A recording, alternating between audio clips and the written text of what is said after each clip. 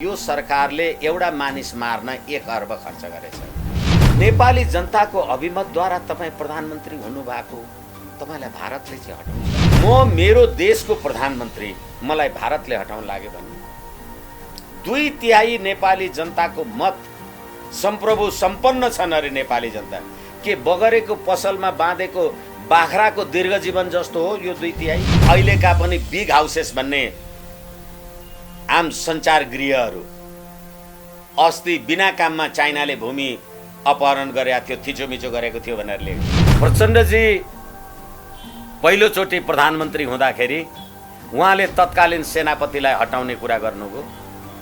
रामवरण यादवजीले भन्नुभयो म भैँसी चराएर आएको मान्छे, भैँसी चराउन जान्छु तर मेरो कदम सच्याउँदिन भनेर उहाँले प्रधान सेनापति हटाउनु भयो। राजा ज्ञानेन्द्रको टाइममा उनले बनाएको वार्ता कमिटीसँग कुरा गर्दा पनि म तिमी नोकरसँग कुरा गर्दिन भनेर प्रचण्डजीले भन्नुभयो, राजैसँग कुरा गर्नुभयो होला।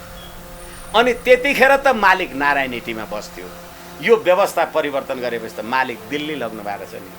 र त्यो दिल्ली लगेको कुरा अहिले पनि प्रमाणित भयो कि केपी ओलीजीले मलाई भारतलाई हटाउनु, नेपाली जनताको मालिक। परमानन्द झाजीले उपराष्ट्रपति भएपछि मलाई नेपाली बोल्न आउँदैन, हिन्दीमा शपथ ग्रहण गर्छु भन्ने। करप्टेड छोड्नुस् न, खेत रह्यो भने धान जेसुकै खानुहोस्, तर खेतै गयो भने के खानुहुन्छ? लोग्ने देखाउनु नपर्ने अनि छोराछोरीलाई नागरिकता चाहिँ जसरी गगन थापा र शेरबहादुर देउवाहरू यो ज्वाइँलाई, भान्जा भान्जीलाई होइन, पहिले ज्वाइँ हुनु पर्यो अनि नै भान्जा हुन्छ। ज्वाइँलाई पनि नागरिकता दिने जे कुरा गर्दै हुनुहुन्छ। हिजो त सरिता गिरिजीले हिन्दीमा कुरा गर्नुभयो, अब ज्वाइँलाई अथवा डेनलाई, डस्टिनलाई, मार्टिनलाई तपाईँ नागरिकता दिनुहोस् अनि पार्लियामेन्टमा बाइबल लिएर म शपथ ग्रहण गर्छु भन्ने दिनुहुन्छ। हेमन्त प्रकाश ओली जसलाई यो सरकारले आतंककारी भन्यो अनि त्यही आतंककारी मध्येको 17,000 मान्छे मार्ने मध्येको प्रचण्डजी प्रजातन्त्रवादी हुनुभएको छ, रामबहादुर थापा, बाबुराम भट्टराई लगायतका मान्छेहरू, अनि विप्लवको पार्टीलाई प्रतिबन्ध लगायो सरकारले। मैले त्यो मुद्दामा बहस गर्दा भनेको छु, श्रीमान संविधानले त कुनै राजनीतिक दललाई प्रतिबन्ध लाउन पाइँदैन नि भने मैले। श्रीमानले भन्नुभयो होइन विप्लवको दल कहाँ दर्ता छ र तपाईँ प्रतिबन्ध लाउनुहुन्छ भन्नुहुन्छ, वरिष्ठ विद्वान भन्नुभयो। मैले भने श्रीमान दर्तै छैन भने प्रतिबन्ध केलाई लाग्यो?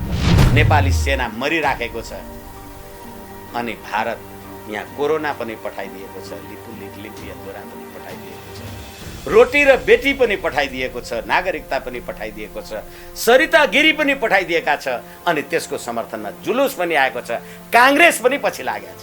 यो देश हो।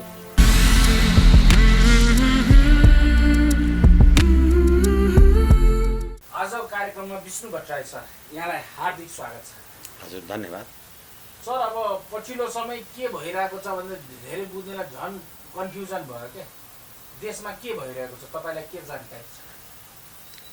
अब जे आम रूपमा मण्डलामा भएका कुरा होइन, त्यो त सबले होइन, जे आम रूपमा देखिराखेको छ त्योभन्दा कुनै विशिष्ट प्रकारको जानकारी राख्ने त्यो प्रोफाइलमा म छैन, होइन। तर पनि मुलुकमा जे भइराखेको छ यसले मुलुकको स्थायित्व, मुलुकको सम्प्रभुता, मुलुकको राष्ट्रियता, सरकारको कुरा गरिराखेको छैन नि मैले सम्प्रभुता, राष्ट्रियता र मुलुकको सत्ताकै बारेमा चाहिँ धेरै चुनौतीहरू आइराखेको देखिराखेको छु। यसकारणले गर्दाखेरि अहिले हालाकि धेरै मान्छेहरू क्षमा चाहौँ, तपाईहरुलाई नै पनि सरकारको बारेमा अथवा समीकरण र ध्रुवीकरण, सत्ताधारी दल, सरकार दलको बारेमा भएका द्वन्द्वहरूको बारेमा यो भयो अथवा मिटिङ बैठक भन्ने कुरा होलान्। मैले चाहिँ यसलाई राष्ट्रको अस्मिता, सम्प्रभुता र स्थिरतासँग लिएर हेरिराखेको छु र कहिले पनि नेपालमा कुनै पनि आफूलाई राजनीति गर्ने शक्ति हुँ भन्ने राजनीतिक दलहरूले नेपाली जनतालाई भर पत्यार र विश्वास लाग्ने वातावरणको सिर्जना गर्न सकेनन्। अहिले मुलुक साँच्ची भन्ने हो भनेदेखि नेपालमा नेपाली भएर नेपाल सोच्ने मान्छे सिद्धियो। अहिले तपाईँ कि अल इन अल कि तपाईँ बिआरआई सोच्नुहोस्, बेल्ट एन्ड रोड इनिसिएटिभ चाइनाको कुरालाई, एमसिसी भनेर कि तपाईँ अमेरिकालाई सोच्नुहोस्, लिपुलेक लिम्पिया धुरा कालापानी भनेर भारतलाई सोच्नुहोस्, रोटी र बेटी भनेर नागरिकताको कुराले गर्दा राष्ट्रियतालाई सोच्नुहोस्, नेपालको बारेमा कुरा सुन्न छोडियो। नेपालको चिन्तन छैन। खोइ नेपाल गर्दा गर्दै म आफै नेपाली हो कि होइन भन्ने कुरा कहिलेकाहीँ त मलाई त्यस्तो लाग्न थाल्यो। त्यसैले मैले पहिलो प्रश्न नै के भइरहेको छ भनेर त डिप्रेसनमा गएको आफूलाई पनि हैन। तर डिप्रेसनमा जानु भएको छ, अपरेसनमा जानु भएको छ होला, किनभने जन्म र मृत्यु कसैको ठेगान होइन। कोही यही सिचुएसनमा डिप्रेस भएर मर्या होलान्, कोही यही सिचुएसनमा अप्रेस भएर उत्साहित पनि भएका होलान्। जस्तै कोरोना महामारीको कुराले गर्दा मैले कहिलेकाहीँ भन्ने गर्छु, सारा नेपाली जनताको लक चाहिँ डाउन भएको छ। एलयुसिके एलओसिके होइन, गरेको चाहिँ लकडाउन बन्दाबन्दी गरेको, तर यहाँ चाहिँ भाग्यको बन्दाबन्दी भयो के। नेपाली जनताको भाग्य चाहिँ डाउन भयो, सत्तामा बसेकाहरूको चाहिँ एकदम भाग्य चाहिँ जाजोल्ने मान देखियो कि अरबौँको तलमाथिको कुरा। त्यसैले गर्दा यो डिप्रेसन अपरेसनको प्रश्न भन्दा पनि यो महामारीको कुराले आम दुनियाँमा परेको असर भन्दा पनि साँच्ची नै देशलाई अकल्पनीय कोरोना चाहिँ लागिराखेको देखिराखेको छु मैले। र नेपालमा नेपाल र नेपालीको बारेमा चिन्ता हुन छोड्यो भन्ने कुरा चाहिँ मैले देखाएको चाहिँ त्यही नै। पछिल्लो समय अब अलिकति विषयवस्तुमै हैन इन्डिकेट गरे प्रवेश गरौँ। केपी ओलीले पार्टी फुटाउँदैछन् हैन। अब कतिपयले त यो व्यवस्थाकै अन्तिम प्रधानमन्त्री केपी ओली डिफ्रेन्ट कोणबाट आउँछ कुरा। हजुर। तर केपी ओलीलाई जुन सकसमा पारिएको थियो पार्टीको भित्री विभिन्न कोणहरूबाट, चाहे माधव नेपालको क्षेत्रबाट, चाहे प्रचण्ड जुन रसाकसी थियो त्यसबाट चाहिँ उहाँले नयाँ पार्टी निर्माण गर्ने खालको चाहिँ तयारी गर्नुभएको छ। दर्ता गराउने प्रोसेसमा हुनुहुन्छ र चाँडै चाहिँ त्यो एउटा देखा पर्नेछ। र पहिलाको जुन व्यवस्था थियो नि जसको बहुमत हुन्छ त्यो नै प्रधानमन्त्री भन्दा पनि अब संसदीय दलमा बहुमत पाएपछि बन्ने त्यो खालको विधि विधानलाई चेकेर चाहिँ ओली सत्तामै बसिराख्ने खालको प्रपञ्च नयाँ आयो। र यसमा चाहिँ अमेरिकाको व्यापक सहयोग छ ओलीजीलाई भन्ने खालका कुराहरू आजबाट सुनिन थालिएको छ। यसमा हजुर के भन्नुहुन्छ? यसमा यो आजबाट सुनिनुपर्ने स्पेशली चाहिँ मतलब भयो नै अब चाहिँ ओलीले अब चाहिँ अगाडि बढे अब भन्ने खालको। अब एउटा कुरा चाहिँ के हो भने देशले मानेको राज्य प्रणाली अथवा संसारले प्रजातन्त्र भनेर मानेको राज्य प्रणाली दलगत वैचारिक राजनीतिक स्वतन्त्रताको अधिकार हुन्छ। तपाईँ र म अहिले एउटा पार्टीमा मिलेर बसुन्जेल त्यो चाहिँ महान कुरा हुने। भोलि तपाईँ र मेरो बिचमा असहमति भयो भने मैले मेरो आफ्नो पोलिटिकल कोर्स खोज्न नपाउने भन्ने कुरा गर्नै हुँदैन। हिजो एमाले र माओवादी पनि अलग अलग हुनुहुन्थ्यो अनि त्यसै गरेर धेरै दलहरू समीकरण ध्रुवीकरण फुट्ने बन्ने अब यो निरन्तरको प्रक्रिया हो। यो कुरालाई म ठुलो विषय ठान्दिनँ। म जम्मा के मात्रै भन्छु भने फेरि पनि मैले अघि कार्यक्रमको प्रारम्भमा विनम्रताका साथ निवेदन गरेको थिएँ, यसले मुलुकको अस्मिता, नेपाली जनताको सुख समृद्धि अथवा अहिलेको यो जुन यो महामारी यो कुरालाई वास्तवमा सम्बोधन गर्न सकिन्छ कि सकिँदैन।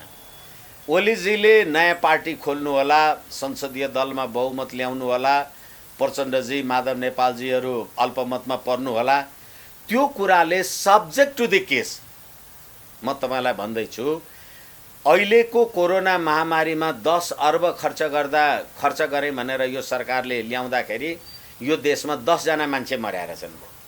अनि अरू आम मानिसहरूले अथवा अरू विश्लेषकहरूले के भन्नुभयो मलाई थाहा छैन, तर मैले चाहिँ के भने यो सरकारले एउटा मानिस मार्न 1 अर्ब खर्च गरेछ। किनभने तपाईँले लकडाउन सुरु गर्दाका अवस्थामा कोरोनाको हल्ला मात्रै थियो, कोरोना आएको थिएन, कोही मान्छे कोरोना सङ्क्रमित पनि थिएन। तर गर्दा गर्दै तपाईँले 10 अर्ब कोरोना नियन्त्रण महामारीको नाउँमा खर्च गर्दा 10 जना मान्छे मरेछन्। 1 जना बराबर 1 अर्ब मार्नु भएछ तपाईँले। यसै कारणले गर्दाखेरि अघि मैले सुरुमा भने लकडाउन लक अन। यसैले ओलीजीले कुनै पार्टी खोल्नुहुन्छ अथवा अमेरिकाको बलमा खोल्नुहुन्छ, इन्डियाको एमसीसी पास नभएको रिसमा एकछिन एमसीसी पास भएको रिस आवेग उद्वेग भन्दा पनि यसको संवेदनशीलताको बारेमा बेपत्ता बहस गर्न सकिन्छ यो विषयमा। तर म तपाईलाई जिम्मेवारीका साथ तपाईँ मार्फत आम नेपाली जनतालाई, नेपालमा मात्र होइन संसारभरि रहेका नेपाली जनतालाई एउटा कुरा के निवेदन गरौँ भने यो अमेरिकन मिलेनियम च्यालेन्ज कर्पोरेसन जे आइराखेको छ, जसको यति वाद विवाद भइरहेको छ, यो के हो भने अमेरिकी सरकार, अमेरिकाकै फन्डिङ हो, अमेरिकी सरकार र नेपाल सरकारको बीचमा भएको एउटा सहयोग सम्झौता। यसका कन्टेन्टहरूको बारेमा कुरा गर्दा धेरै कुरा गर्न सकिन्छ। तपाईहरुले धेरै विज्ञहरूसँग कुरा गर्नुभएको होला, म त्यहाँ गइराख्दिनँ। तर म तपाईलाई एउटा सैद्धान्तिक कुरा जुन आजसम्म आयो भन्ने मलाई लाग्दैन, यसलाई तपाईले किन नेपालको पार्लियामेन्टमा ल्याउनु पर्ने र पार्लियामेन्टमा ल्याएर पास गर्नुको के अर्थ छ? किनभने झलनाथ खनालजीहरूको एउटा कमिटीले भन्यो यो त अमुक बुदाहरू, विशेष गरेर उहाँहरूले आर्टिकल 5 को कुरालाई नोट गर्नुभएको छ, यसलाई संशोधन नगरिकन पास गर्न सकिँदैन, यो राष्ट्रिय हित विपरीत छ भन्नुभयो। तर यो त नेपाल र अमेरिकाको बीचमा भएको सम्झौता हो नि, दुईवटा संप्रभु सम्पन्न राष्ट्रको बीचमा भएको लिखत कागज। तपाईँ एउटा मात्रै देशको प्रतिनिधि सभा पार्लियामेन्टले त्यसलाई तलमाथि गर्न कसरी सक्नुहुन्छ? अमेरिकाको संप्रभुता छैन त्यहाँ? किनभने मेरो देशबाट म अनुमोदन गराउँछु भनेर मैले सही गरेँ भने मेरो देशबाट संशोधन सहित अनुमोदन गराउँछु भने हैन, मैले गरेको संशोधनमा अमेरिकाको मन्जुरी हुन्छ र? त्यसै कारणले यो दुईटा देशको संप्रभुताको प्रश्न हो, चाहे नेकपा होस्, चाहे नेपाली कांग्रेसको सरकार होस्, कसैको सरकार होस्। यसै कारणले गर्दाखेरि सन्धि सम्झौताहरू मुलुकको राष्ट्रिय कानुनभन्दा बलियो हुन्छ भन्नुमा संसारमा संप्रभुताको सिद्धान्तलाई स्वीकार गरिएको आधारमा बनेको कुरा हो। यसै कारणले गर्दाखेरि अब एमसीसीलाई तपाईँ संशोधन गरेर पास गर्न सक्नुहुन्न र खड्गप्रसाद ओलीजी अथवा अहिले वर्तमान प्रधानमन्त्रीजीलाई यो एमसीसी पास गराउनलाई अमेरिकाले पार्टी ब्रेक गरेरै बोक्नुपर्ने। तपाईलाई म सहयोग गर्दैछु, तपाईको साथीभाइहरू लिन चाहिराखेका छैनन् भने मैले जबरजस्ती किन तपाईलाई लगाउँदैछु? म त दिने नि, जब तपाईलाई चाहिँदैन, तपाईको साथीभाइहरू लिनुहुन्न, तपाईको देशले लिँदैन भने मैले दिनै पर्ने, मलाई चाहिँ के बाध्यता होला? यसै कारणले गर्दाखेरि यो एमसीसी को कुरामा अमेरिकाले आफ्नो खालको भूमिका, आफ्नो खालको अवस्था, आफ्नो खालको परिस्थिति, दिल्लीमा पनि त 62 सालमा मन्सिरको 5 गते 7 गते 5 गते यो 12 बुँदे समझदारी हुँदाखेरि नेपालको हितको लागि दिल्लीमा किन सम्झौता गर्नु पर्थ्यो? गडबडी तीबाट भयो। यसै किनभनेदेखि नेपालमा आफ्नो इन्ट्रेस्ट, आफ्नो इच्छा बमोजिमको काम गराउनको लागि दिल्लीमा सही गराइएको थियो। त्यसै गरेर अहिले केपी शर्मा ओलीजीलाई उहाँको पार्टीभित्र उहाँ अल्पमतमा पर्नुभयो अथवा नयाँ दल खोल्नुभयो। नयाँ दल खोलेर संसदीय दल विभाजन गर्दाखेरि केपी ओलीजीकै पक्षमा धेरै साथीहरू, धेरै संसद सदस्यहरू हुनुभयो भने उहाँलाई संसदीय दलको सदस्यबाट हटाउन सकिँदैन।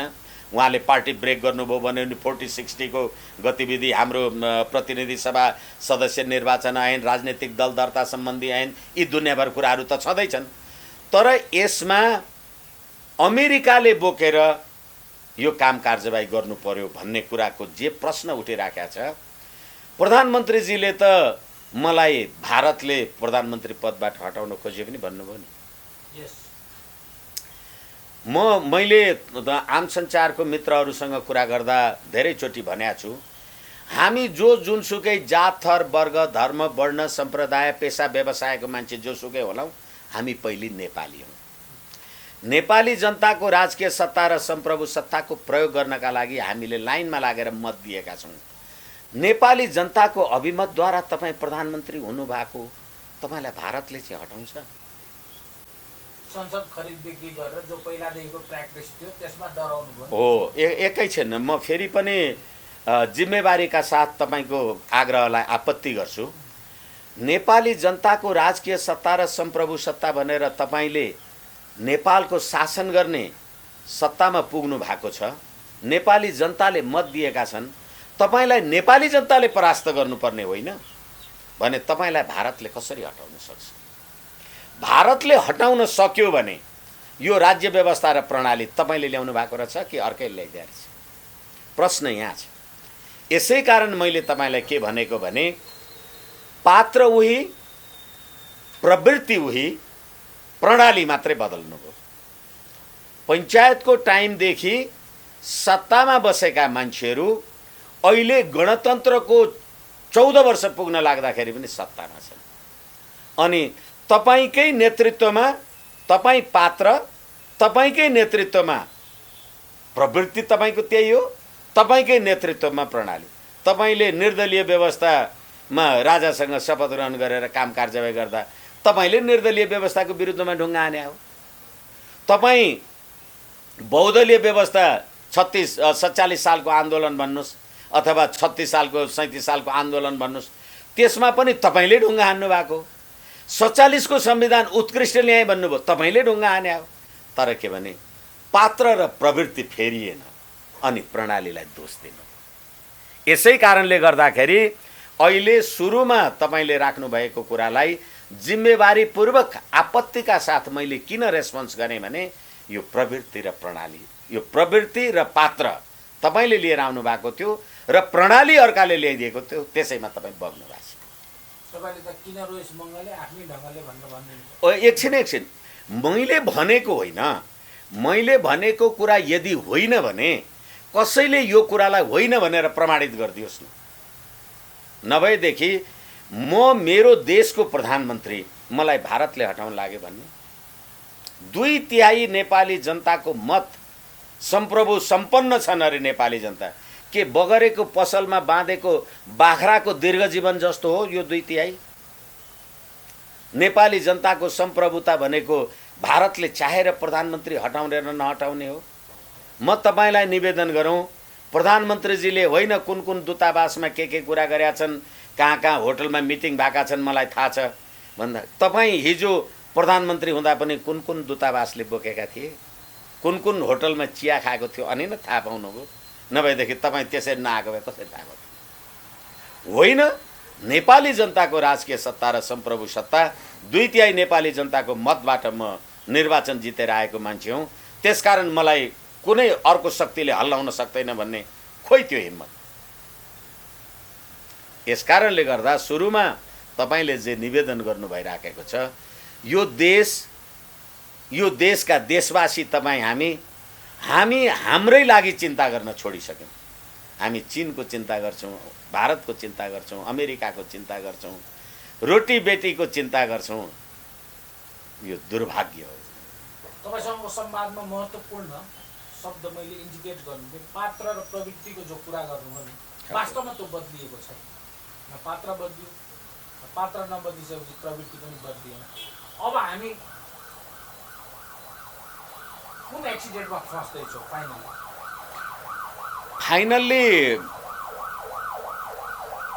यो अतिशयोक्ति लाग्न सक्छ तपाईँलाई, तर राम र रावणको युद्ध भयो। विभीषणले नै रामलाई होइन मेरो दाइलाई त यहाँनिर बाण प्रहार गर्यो भने मात्रै मर्छ भनेर राजा रामचन्द्रले युद्ध जित्नुभयो।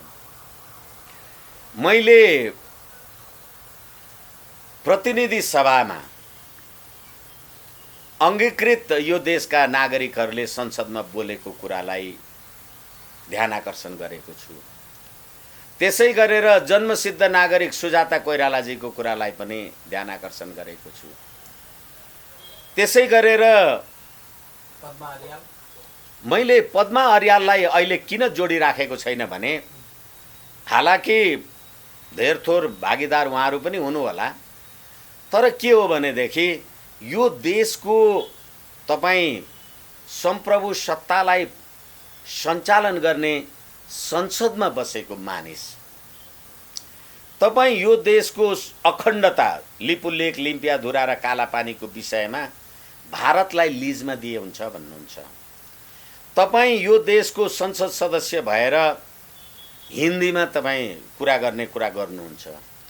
मैले यो कुरा यसकारणले गरिराखेको छु, यो संविधानसँगको मेरो असहमति छ, म यसको पक्षधर होइन, तर तपाईँहरूले संविधान के बनाउनु भएछ भने यो संविधानको धारा 5 मा नेपालको सम्प्रभुता, राष्ट्रिय एकता, अखण्डता, नेपाली जनताको सद्भाव, स्वतन्त्रता, सामाजिक सद्भावलाई बिथोल्ने काम कतै भयो भने त्यो राष्ट्रद्रोह हुन्छ र त्यस्तो संविधानको धारा 5 को उपधारा 2 ले त्यस्तो क्रिया फौजदारी कसुर हुन्छ। तपाईले संसदमा फौजदारी कसुरको काम गर्नुभयो कि यो देशको सम्प्रभुता बचाउने काम गर्नु? यो संविधान अन्तर्गत बनेको पहिलो संसदले देशको राष्ट्रघात संसद भित्रबाट गर्छ। तपाईँ एउटा पत्रकार पटक पटक गाली निन्दा गर्यो भनेर तपाईँ अपमान मानहानिको मुद्दा लगाउनुहुन्छ, पत्रकारलाई हत्याको दुरुत्सान लगाएर थुन्नुहुन्छ, राष्ट्रघात गर्ने काम ती गरिराखेको छ। तपाईँ के गर्दै हुनुहुन्छ? यसकारण तपाईलाई अमेरिकाले, चीनले एमसीसी को कुरामा भारतले बोकेर यो गरायो भने के नौलो भयो त? सारा प्रसरलाई हेर्दा केपी ओलीको प्रवृत्ति नौलो भएन। किनभने केपी ओली भनेर अहिले उहाँ प्रधानमन्त्री भएको कारणले नाम लिनु परेको मात्रै हो। मैले त्यसैले भने पात्र, प्रवृत्ति र प्रणाली, जुनसुकै पार्टीको कुरा गर्नुस्, अहिले जो आफूलाई संसदमा नेपाली जनताका प्रतिनिधि हुँ भन्छन्, नेपाली जनताले यो संसदबाट, यो राज्य प्रणालीबाट के पाए? तपाईले नेपाली जनतालाई जातमा विभाजन गर्नुभयो, वर्गमा विभाजन गर्नुभयो, भातमा विभाजन गर्नुभयो, अनि त्यहाँबाट भन्नुभयो कि हामीले लोकतन्त्र लिएर आयौँ। जे हुँदैछ र जे हुनेवाला छ त्यसका निम्ति तपाईँ उत्साहित हुनुहुन्छ? म उत्साहित निरुत्साहित भन्दा पनि यो देशको राष्ट्रिय एकता, अखण्डता, सम्प्रभुसत्ताको सवालमा र नेपाली जनताको एकताको सवालमा किन हाम्रो देशका राजनीतिक शक्तिहरू, राज्य सञ्चालनमा आफूलाई निर्णायक हुँ भन्ने शक्तिहरू किन कसैले, प्रधानमन्त्रीजीले आफैले भन्नुभयो भारतले मलाई हटाउन लागिराखेको छ। भूतपूर्व प्रधानमन्त्रीजी भएको मान्छे पुष्पकमल दाहालजी जेएनयूमा हिन्दीमा भाषण गरेर नेपालमा गणतन्त्र ल्याउनु पर्छ भनेर भन्दै हुनुहुन्छ। बाबुरामजी सँगै शेरबहादुर देउवाजी एमसीसी पास भएन भने त मुलुकको स्वतन्त्रतै समाप्त हुन्छ भन्ने कुरा गर्दै हुनुहुन्छ। 55 अर्ब रुपियाँ, त्यो पनि 5 वर्षमा आउने, 3 करोड नेपाली जनतालाई भाग लगायो भने 1830 रुपियाँ पर्दो रहेछ भने यसको लागि तपाईले किन यो मुलुकलाई यति खतरा र द्वन्द्वमा हालिराख्नु भएको छ? प्रत्येक नेपालीको भागमा भाग लाउँदाखेरि 1833 रुपियाँ 30 पैसा, जबकि हामीलाई ऋणै छ 40-45 हजार भन्दा माथि। यसै कारणले गर्दाखेरि मैले तपाईलाई के निवेदन गरेको भने यो अहिलेको यो जे परिस्थिति आइराखेको छ, एउटा देशको प्रधानमन्त्रीले यो भन्न सुहाउने कुरा हो, यो मिल्ने कुरा हो। तपाईँ नेपाली जनताको प्रधानमन्त्री होइन रहेछ, नेपाली जनताले बनाएको होइन रहेछ तपाईँलाई। र तपाईँको प्रश्नले पनि त्यो कुराको पुष्टि गर्यो कि तपाईँलाई थामिदिनको लागि त अमेरिकनहरू पो आइरहेका छन् त, नेपाली चाहिएन नि। भारतले ढाल्न आँट्यो, अमेरिकनले बचाउने भयो। यसै कारणले गर्दाखेरि तपाईँले कसको लागि यो राज्य व्यवस्था ल्याउनु भएछ? मैले आम सञ्चारमा कुरा गर्दा भने एउटा अलिकति लामो हुन्छ। गौँथली रुखमा बसिराख्या त्यो सुत्केरी गुणमा बच्चा छन्, एउटा ब्यादाले गोली हानेर बट्याङ्ग्रोले हानेर झार्छ। गौँथली छटपटाउँदै गरेको बेलामा टिप्न आउँछ त्यो ब्यादा, अनि त्यो गौँथलीले भन्छ नसक्छौ यो आँसु टपटप टिपी चप्प पिउन, नसक्छौ मासुले दिनभर अघाएर जिउन, नसक्छौ यो भुत्ला लिकन कुनै वस्त्र सिउन, चुड्यौ व्यर्थै मेरो मनुज तिमीले जीवन किन। के गर्दै हुनुहुन्छ तपाईँहरू? यी राजनीतिक नेपाली जनता कोरोना कहरको कारणले 1900-2000 मान्छेहरू आत्महत्या गरेर मर्या छन्। त्यहाँ पिसाब फेर्ने ठाउँ छैन, तपाईँ डिस्टेन्सिङ भनेर नाटक गर्नुहुन्छ, G2G भनेर तपाईँ अर्बौंको भ्रष्टाचार गर्नुहुन्छ। अनि यो देशमा तपाईँले लोकतन्त्र ल्याउनु भएको छ, तिनै जनताले भोट दिएर तपाईँ प्रधानमन्त्री हुनुभएको छ। अमेरिकाले हटाउँछ, भारतले राज देश हो यो, कसलाई भन्नु? तपाईँले बोल्नुभएका कुराहरू अधिकांश जनताहरूको अनुभूतिमा चाहिँ आइसकेका छ, अधिकांश अनुभूत गर्न सक्छन्। तर एउटा स्ट्रक्चर हुन्छ नि, फ्यामिलीको स्ट्रक्चर, है मेरो बुवा त काङ्ग्रेस थियो, म पनि काङ्ग्रेस हुँ, मेरो बुवा त एमाले थियो, म पनि एमाले हुँ, अथवा मेरा बाबा आमा चाहिँ शहीद भएका थिए माओवादी, म त माओवादी हुँ।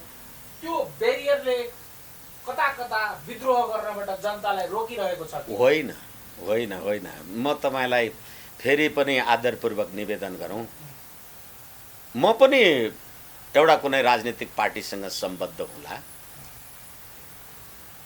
सयौं आम सञ्चार छन्, तपाईँ पनि एउटा आम सञ्चारसँग सम्बद्ध हुनु होला, डाक्टर, वकिल, मास्टर, राजनीतिक कर्मी, राजनीतिक दल। त्यो सबैभन्दा पहिले चाहिँ हामी नेपाली हौँ। माओवादी नेपाली होइन? यो कुराको अलर्टनेस चाहिँ नेपालीमा ढिलो ढिलो आयो अहिले। होइन, एकैछिन, यस कुराको लागि म आम सञ्चारलाई साधुवाद दिन चाहन्छु। हिजोको नियन्त्रित अथवा अहिलेका पनि बिग हाउसेस भन्ने आम सञ्चार गृहहरू अस्ति बिना काममा चाइनाले भूमि अपहरण गरेको थियो, थिचोमिचो गरेको थियो भनेर लेखिदिए। किनभने चाइना र नेपाल भारतको बिचमा गर्दाखेरि होइन, यो यो यो भारतको मात्रै थिचोमिचो गर्दा पढ्ने बित्तिकै मैले ठिक तपाईँले गरेको पोइन्टमै मैले एउटा अन्तर्वार्ता गरेको थिएँ। यो अनि त्यसैले मैले पहिले तपाईँलाई के निवेदन गरेँ भने पहिले हामी चाहिँ आफू नेपाली हौँ भन्ने कुरा विचार गर्नु पर्यो। र नेपाल रह्यो, नेपाली रह्यो भने राज्य सत्ता व्यवस्था, नेता, अभिनेता, राजनीतिक दल, पार्टी जेसुकै बनाउला न, तर हाम्रो क्रियाकलापले हामीले एउटा कुनै एउटा गरिब मान्छेको झुपडी रहेछ, अनि त्यहाँबाट भँगेराले गुड लगाएछ, त्यहाँ सधैँ सुत्यो, यो खरखर खरखर खरखर गर्यो, मुखभरि त्यो त्यो खरानी के अरे त्यो खर झरेर सुत्नै पाइँदैन, दिक्क भएछ।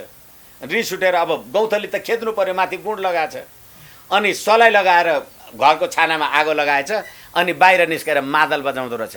अब कताबाट जालिस मेरी गौँथली भने भँगेर उडेर गयो, घर डढेर खरानी गयो।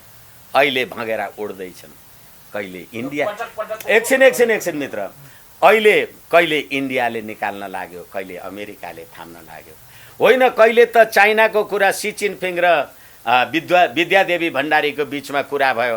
अब कसैले विधवा देवी पनि भन्छन्, मलाई राम्रो थाहा छैन त्यो कुरा, उनीहरूको बिचमा कुराकानी पनि भयो। अनि करोडौँको कार्पेट अहिले किन्नु पर्यो। तपाईँलाई भन्नुहोस्, अहिले नेपाली जनता, मैले अघि भनिहालेँ जुन हालमा छन्, तपाईँलाई त्यो 1 करोडको कार्पेट तपाईँले जे किन्नुभयो, कोरोना महामारीको फ्रन्ट लाइनमा काम गरेका सुरक्षा निकायका मान्छेहरू, स्वास्थ्यका निकायका मान्छेहरू, अझ अरविन्द केजरीवालले त दिल्लीमा पत्रकारहरूलाई, आम सञ्चारका मान्छेहरूलाई पनि काम गर्ने मान्छेहरू, तिनीहरूलाई 1-1 हजारको कोरोना बिमा गरिदिनु भएको भए 1 करोड रुपियाँले के हुन्थ्यो? कति नेपाली सुरक्षित हुन्थे? यो पार्टी हो, यो राजनीति हो, यो पत्रकार हो, यो दल हो, यो बाह्रमुदे हो, यो बिआरआई हो, यो एमसिसी हो, नेपाली जनताको लागि कल्पना। खोइ मालिक कहाँ छ? प्रचण्डजी पहिलोचोटि प्रधानमन्त्री हुँदाखेरि उहाँले तत्कालीन सेनापतिलाई हटाउने कुरा गर्नुभयो। रामवरण यादवजीले भन्नुभयो, म भैँसी चराएर आएको मान्छे, भैँसी चराउन जान्छु, तर मेरो कदम सच्याउँदिन भनेर उहाँले प्रधान सेनापति हटाउनु भएन। दुईटा कुरा यसमा मैले निवेदन गर्न चाहेँ। अनि राजा महेन्द्रले भने म मरे पनि देश बाँचोस्। राष्ट्रपति चाहिँ आफ्नो पदावधि सिद्धिएपछि भैँसी गोठालो भैँसी नि चराउन जाँदो रहेछ। राजा भएको मान्छे चाहिँ म मरे पनि मुलुक चाहिँ रहोस् भन्दो रहेछ भन्ने एउटा उदाहरण। र अर्को कुरा, जब रामवरण यादवजीले त्यो कुरा गर्नु भएन, पुष्पकमल दाहालजीले त्यतिखेर अथवा माओवादीले त्यतिखेर नेपाल बन्दको कार्यक्रममा भन्नुभयो बानेश्वरमा, माधव नेपालजी प्रधानमन्त्री हुनुहुन्थ्यो, होइन यो देशको सरकारको यसको मालिक त दिल्लीमा बस्छ, म यसको मालिकसँग कुरा गर्छु, योसँग कुरा गर्दिनँ। हिजो राजा ज्ञानेन्द्रको टाइममा उनले बनाएको वार्ता कमिटीसँग कुरा गर्दा पनि म तिमी नोकरसँग कुरा गर्दिनँ भनेर प्रचण्डजीले भन्नुभयो, राजैसँग कुरा गर्नुभयो होला। अनि त्यतिखेर त मालिक नारायण हिटीमा बस्थ्यो। यो व्यवस्था परिवर्तन गरेपछि त मालिक दिल्ली लग्नु भएको छ नि। र त्यो दिल्ली लगेको कुरा अहिले पनि प्रमाणित भयो कि केपी ओलीजीले मलाई भारतलाई हटाउनलाई नेपाली जनताको मालिक को? यो ठट्टा हल्काको कुरा छैन। यो देशको अस्मिता सम्प्रभुताको रक्षाको विषय छ भने यसरी यो देशका मन्त्री प्रधानमन्त्री भएका मान्छेहरू हेर्नुस् त। अनि उनीहरूको छत्रछायामा उनीहरूले बनाइदिएको कानुन मानेर नेपालको सम्प्रभुता र अखण्डता बच्न। एउटा कुरा म तपाईलाई निवेदन गरौँ, त्यतिखेर परमानन्द झाजी पहिलो यो देशको उपराष्ट्रपति हुनुभयो। रामवरण यादवजी पनि तराईकै हुनुहुन्थ्यो, परमानन्द झाजी पनि तराईकै हुनुहुन्थ्यो। अनि परमानन्द झा भनेको उहाँ न्यायाधीश हुँदै हुँदै सर्वोच्च अदालतको न्यायाधीश भएर निस्किनु भएको मान्छे। उहाँले गरेका सयौं फैसला छ। यहाँलाई थाहा होला, परमानन्द झाजीले उपराष्ट्रपति भएपछि मलाई नेपाली बोल्न आउँदैन, हिन्दीमा शपथ ग्रहण गर्छु भन्नु। मोस्टली करप्टेड करप्टेड छोड्नुस् न, खेत रह्यो भने धान जेसुकै खानुहोस्, तर खेतै गयो भने के खानुहुन्छ भने। यसै कारणले गर्दाखेरि अनि यो राज्य व्यवस्था, यो प्रणाली हामीले नेपाली जनताको सहभागितामा ल्याएको रहेछ। त्यो त प्रश्न भइगयो। यस कारणले गर्दाखेरि अब केपी ओलीजीलाई अमेरिकाले थाम्यो भने उदेक नमान्नुहोस्, नयाँ दल दर्ता गर्नुभयो भने उदेक नमान्नुहोस्। म तपाईलाई भनौँ, एउटा पत्रकारलाई मैले तपाईसँगै कुरा गर्दाखेरि पनि भनेको छु, एउटा पत्रकारलाई अर्को पत्रकार कसैले आत्महत्या गर्यो भन्दैमा आत्महत्या दुरुत्साहनको मुद्दा लागेर के भयो त्यो नाटक आफ्नो ठाउँमा छ।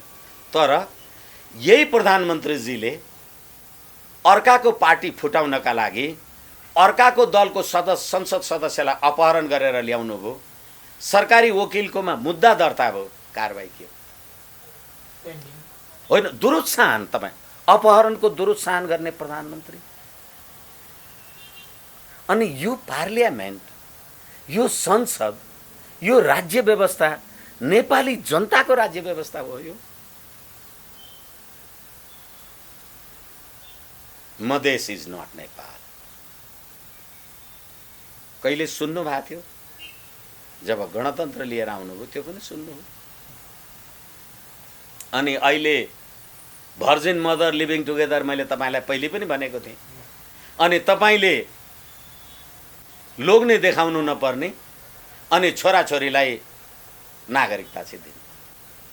अहिले यो जे प्रश्न उठिराखेको छ, जसरी सरिता गिरिजीहरूले यो कुरा गर्नुभयो र जसरी गगन थापा र शेरबहादुर देउवाहरू यो ज्वाइँलाई भान्जा भान्जीलाई होइन, पहिले ज्वाइँ हुनु पर्यो अनि नै भान्जा हुन्छ।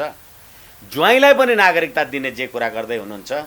हिजो त सरिता गिरिजीले हिन्दीमा कुरा गर्नुभयो, अब ज्वाइँलाई अथवा डेनलाई, डस्टिनलाई, मार्टिनलाई तपाईँ नागरिकता दिनुहोस् अनि पार्लियामेन्टमा बाइबल लिएर म शपथ ग्रहण गर्छु भन्ने दिन आउँछ। पक्नुहोस्।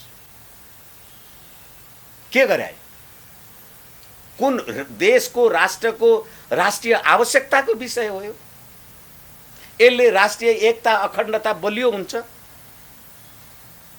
मेरो बहिनी छोरी युरोप अमेरिकामा बिहा गरेको होला, म गएर मेरो बहिनीलाई अमेरिकामा नागरिकता दिलाउन सक्छु? के गर्दै हुनुहुन्छ तपाईँ?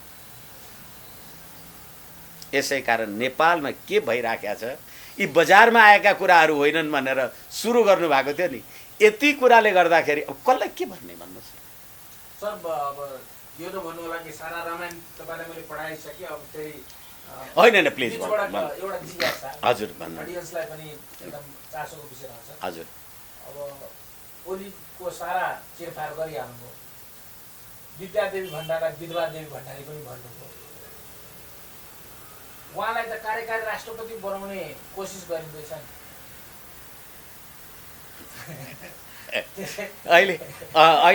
अहिले मैले तपाईँलाई निवेदन गरेँ, उहाँलाई कार्यकारी राष्ट्रपति बनाउने को जुन तपाईँले व्याख्या गर्नुभयो हो, त्यसैले गर्दा उहाँलाई अहिले कार्यकारी राष्ट्रपति बनाउनुहोस्, नोमिनल राष्ट्रपति बनाउनुहोस्।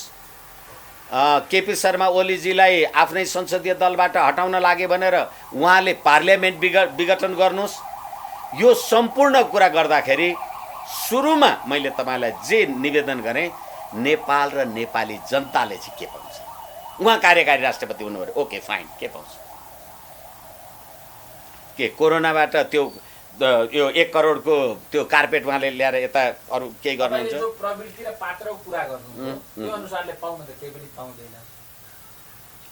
जब जुन कुरा नेपाली जनताको राजकीय सत्ता र सम्प्रभु सत्तालाई बलियो बनाउने, दीर्घजीवी बनाउने कुरा हुँदैन भने विकल्प के भयो त? म प्रधानमन्त्री भएको ठाउँमा तपाईँ कार्यकारी राष्ट्रपति हुनुभयो, तपाईँ कार्यकारी राष्ट्रपति हुनुभएकोमा ऊ प्रधान सेनापति भएकोमा अर्को प्रधान सेनापति, फरक के पर्यो? तपाईँलाई एउटा कुरा म निवेदन गरौँ, हामीले हाम्रो देशको नक्सा सार्वजनिक गर्दा भारतका सेनापति मुकुन्द नरवणेले चीनलाई लक्षित गर्दै कसैको उक्साहटमा यो नक्सा आयो भनेर भन्नुभयो। मैले भन्न खोजेको कुरा, नेपालको प्रधान सेनापति भारतको पनि मानार्थ प्रधान सेनापति हुन्छ, भारतको प्रधान सेनापति नेपालको पनि मानार्थ प्रधान सेनापति हुन्छ। एउटा कार्यकारी सेनापतिले अर्को आफू मानार्थ सेनापति भएको देशमा उसको देशको नक्सा निकाल्दाखेरि चीनले तलमाथि गर्यो भन्दाखेरि हाम्रो सम्प्रभुताको बारेमा को बोल्यो? सेना बोल्यो, म बोलेँ, तपाईँ बोल्नुभयो, नेपाली जनता बोल्यो, को बोल्यो? अनि कार्यकारी राष्ट्रपति तपाईँ विद्यादेवीलाई ल्याएर राख्नुहोस्, अर्को कुनै हर्कबहादुर, श्यामबहादुर, रामबहादुर, त्यो रामवरण यादव अर्को कुनैलाई राखिदिनु के फरक पर्यो भने? जुन देशका पार्लियामेन्टमा बसेका मान्छेहरूको आफ्नो भन्दा बाबुको नागरिकता 3 वर्ष कान्छो छ, त्यही होइन पार्लियामेन्ट? राख्नुहोस् न, के फरक पर्छ? सरलाई अन्तिम जिज्ञासा, पछिल्लो समय एकजना अभियन्ता यहाँहरूकै पेसामा आबद्ध स्वागत नेपालजी एमसिसीको विरोध गर्दा गर्दै यो संयुक्त राष्ट्रिय अभियानका संयोजक पनि हुनुहुन्छ, उहाँ पक्राउ पर्नुभएको छ। सायद आजैबाट चाहिँ रिट लगायतका कुराहरू, बन्दी प्रत्यक्षीकरणको रिटका कुराहरू पनि भयो होला सर्वोच्चमा, मैले पाएको जानकारी अनुसार। त्यस सम्बन्धमा हजुरले पाएको जानकारी अपडेट के छ? मैले फेरि पनि निवेदन गरौँ, हामीले संविधानमा विचार र अभिव्यक्तिको स्वतन्त्रताका कुरा गरेका छौँ र संविधानको धारा 5 को कुरा गरेँ मैले तपाईँलाई। र संविधानको धारा 5 ले नेपाल राष्ट्रको हित अथवा सम्प्रभुता अखण्डताको विरुद्धमा गयो भने राष्ट्रद्रोह हुन्छ भनेर र देश धर्मनिरपेक्ष भन्नुभयो तपाईले अथवा यो संविधानले देश धर्म गएको इन्द्र जात्राको अवसरमा यो देशको राष्ट्रपतिजी बसन्तपुर जानुभयो र त्यहाँ शिवसेना भन्ने एउटा कुनै राजनीतिक दल अथवा कुनै समूहले राष्ट्रपतिजीलाई कालो झण्डा देखायो र सरकारले उनीहरूलाई पक्रेर कार्यवाही गर्यो।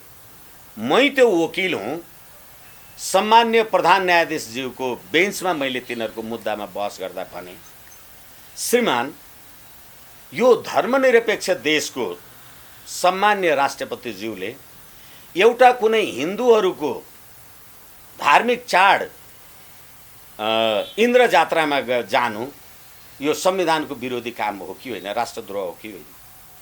त राष्ट्रपतिजीलाई पक्रिएर थुन्नु पर्नेमा राष्ट्रपतिजीलाई त तपाईँ नआउनुहोस्, यो हाम्रो हिन्दूहरूको कार्यक्रम हो, तपाईँ त निरपेक्ष पो हो भनेर राष्ट्रपतिजीलाई सम्झाउने मान्छेलाई थुन्ने भन्ने मान्छे मै हुँ।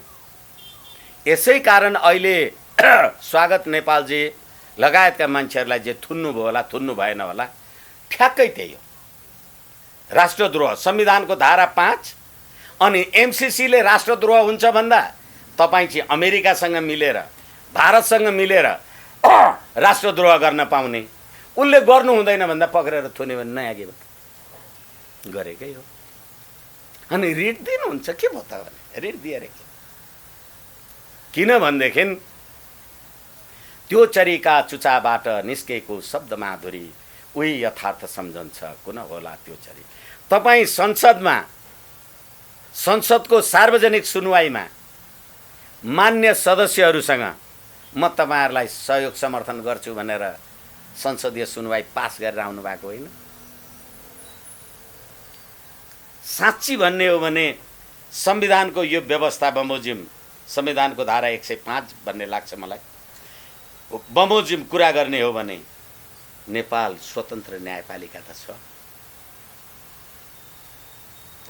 हेमन्त प्रकाश ओली जसलाई यो सरकारले आतंककारी भन्यो अनि त्यही आतंककारी मध्येको 17,000 मान्छे मार्ने मध्येको प्रचण्डजी प्रजातन्त्रवादी हुनुभएको छ, रामबहादुर थापा, बाबुराम भट्टराई लगायतका मान्छेहरू, अनि विप्लवको पार्टीलाई प्रतिबन्ध लगायो सरकारले। मैले त्यो मुद्दामा बहस गर्दा भनेको छु, श्रीमान संविधानले त कुनै राजनीतिक दललाई प्रतिबन्ध लाउन पाइँदैन नि भने मैले। श्रीमानले भन्नुभयो होइन विप्लवको दल कहाँ दर्ता छ र तपाईँ प्रतिबन्ध लाउनुहुन्छ भन्नुहुन्छ, वरिष्ठ विद्वान भन्नुभयो। मैले भने श्रीमान दर्तै छैन भने प्रतिबन्ध केलाई लाग्यो त? कुरा गर्ने यो देशमा कति बोल्ने कति भन्ने। यसैले तपाईले अघि भन्नुभएको कुरामा मेरो ध्यानाकर्षण भएको छ, हामी सबै पहिले नेपाली भएर कुरा गरौँ। कांग्रेस, एमाले, माओवादी पार्टी दल अथवा वकिल, डाक्टर, मास्टर, सब पत्रकार जेसुकै हौं हामी, यो हिसाबले तपाईँ राष्ट्र चलाउनु होला, देश चल्ला। जुन देशमा राष्ट्र निर्माताको शालिगलाई लात्तले हानेर लोकतन्त्र ल्याइन्छ, अमेरिकामा आइजनहावरको शालिगलाई लात्ताले हानेर ढालिँदैन त, भारतमा पनि ढालिँदैन, सरकार त कैयौं परिवर्तन भयो होला। यस्तै शिक्षा लिनुभयो, यही हो राष्ट्रवाद। यसकारणले गर्दाखेरि अहिले स्वागत नेपालजीलाई पक्रिएको कुरा होस् अथवा नपक्रिएको कुरा होस्, राज्य सत्तामा बसेर पटक पटक अपराध गर्ने, राष्ट्रघात गर्ने मन्त्री र प्रधानमन्त्री तपाईहरू, लिपुलेक लिम्पियाधुराका कुरा हुन् कि, नेपालको नक्सा निकाल्ने कुरा होस् कि, नागरिकता वितरण गर्ने कुरा होस् कि, यी सम्पूर्ण कुराको अपराध गर्ने तपाईहरू जनता सडकमा निस्कियो भने पुलिस तपाईसँग छ, पक्रेर थुन्नुहुन्छ।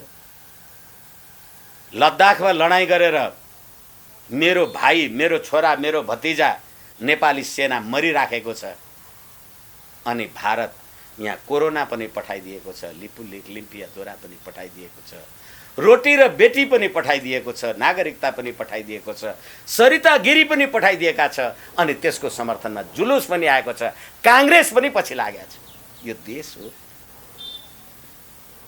Thank you very much sir, धन्यवाद। हुन्छ, मलाई पनि मेरा आफ्ना अभिव्यक्ति राख्ने अवसर जे दिनुभयो त्यसको लागि